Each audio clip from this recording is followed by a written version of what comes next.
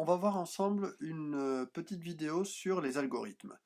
On en a déjà vu en classe, et juste pour vous rappeler qu'est-ce que c'était qu'un algorithme, c'est une suite finie d'instructions à faire dans un ordre précis. Par exemple, une recette de cuisine, si elle est bien écrite, c'est un algorithme, parce que j'ai une suite finie de tâches que je dois faire dans un ordre précis pour arriver à faire mon plat. La base des algorithmes qu'on va voir, c'est ce qu'on appelle les variables. Une variable peut contenir une valeur que je peux faire changer. Cette valeur, pour nous, en seconde, ça sera essentiellement des nombres, que ce soit des nombres entiers ou des nombres à virgule, ou alors peut-être une chaîne de caractères, par exemple une lettre, un mot, etc. Comme je dis qu'elle peut contenir quelque chose, je vais la représenter par une boîte. Dans cette boîte, je peux mettre des choses, mais je peux avoir plusieurs variables, donc il faut que je leur donne un nom. Donc celle-là, par exemple, je peux l'appeler A. C'est ma variable A. Dans A, je peux mettre un nombre. Mais dans A, je peux décider que j'enlève ce nombre et que j'en mets un autre. D'accord? Ce que je viens de faire là, à la main, là, cette histoire de mettre quelque chose dans ma variable, c'est ce qu'on appelle une affectation. Très important. Et l'opération concrète que j'ai faite, elle peut s'écrire sous plusieurs formes. Par exemple, ça peut s'écrire comme ça. A vaut 5. Ou alors ça peut s'écrire en français comme ça. A prend la valeur 5. Ou alors, parfois, on peut le voir écrit comme ça. Affecter à A la valeur 5. Une dernière chose, dans vos calculatrices, on peut le voir écrit comme ça. 5 va dans la boîte A. Bien, on va concrètement étudier un petit algorithme. Alors, voilà l'algorithme. Une fois qu'on a fini de lire l'algorithme, on va se poser deux questions. La première question, c'est en saisissant 1 au départ, quelle va être la valeur qui va s'afficher à la fin de l'algorithme? Et la deuxième question, c'est est-ce qu'il existe un nombre que je peux rentrer au départ pour qu'à la fin, le résultat de l'algorithme soit le nombre 7? Et ce qu'on va faire, c'est qu'on va le faire tourner à la main. Bon, d'abord avec ma petite boîte. J'ai combien de variables? Dans cet algorithme, j'ai qu'une variable qui s'appelle A. Donc je fais ma boîte qui s'appelle A.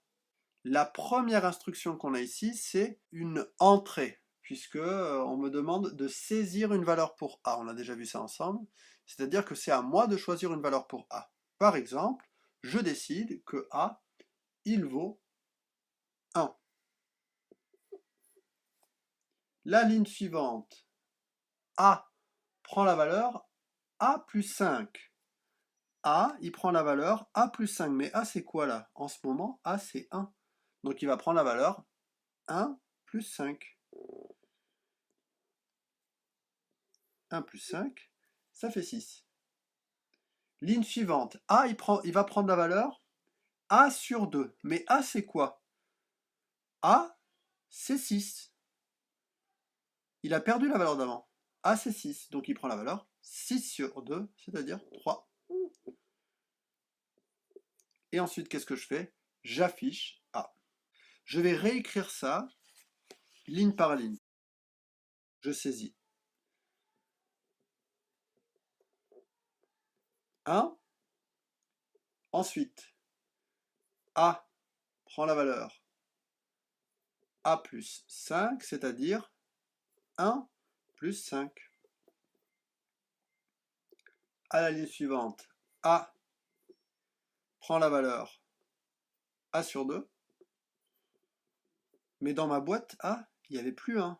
Maintenant, il y avait 6. Donc ça fait 6 sur 2, qui donne 3. D'accord? Et ensuite, j'affiche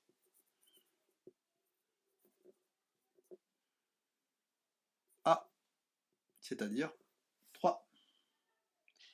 Voilà pour la question 1 de cet exercice. Voilà comment on peut faire tourner. Il faudra s'entraîner avec d'autres exercices.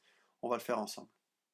Voyons la question 2. La question 2, on me demande, est-ce que, en faisant ces opérations-là, je peux arriver à un résultat qui soit 7? D'accord?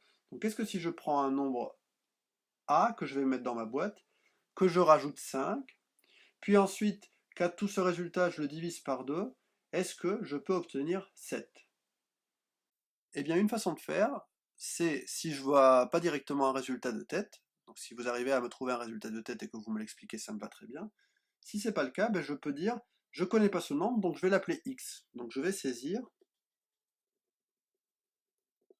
ce nombre x. Et ensuite, je fais toutes mes lignes de calcul. Donc a, il va prendre la valeur a plus 5, c'est-à-dire x plus 5. À la ligne suivante, a, il prend la valeur a sur 2, c'est-à-dire x plus 5 sur 2. X plus 5 sur 2. Et ensuite, j'affiche a,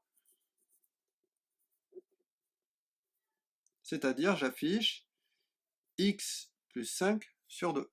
Et ma question, c'est est-ce que ça peut être égal à 5? Ça peut être égal à 7, pardon. Question. Eh bien, je résous cette petite équation. X plus 5, je compense la division par 2. Le contraire de diviser par 2, c'est multiplier par 2.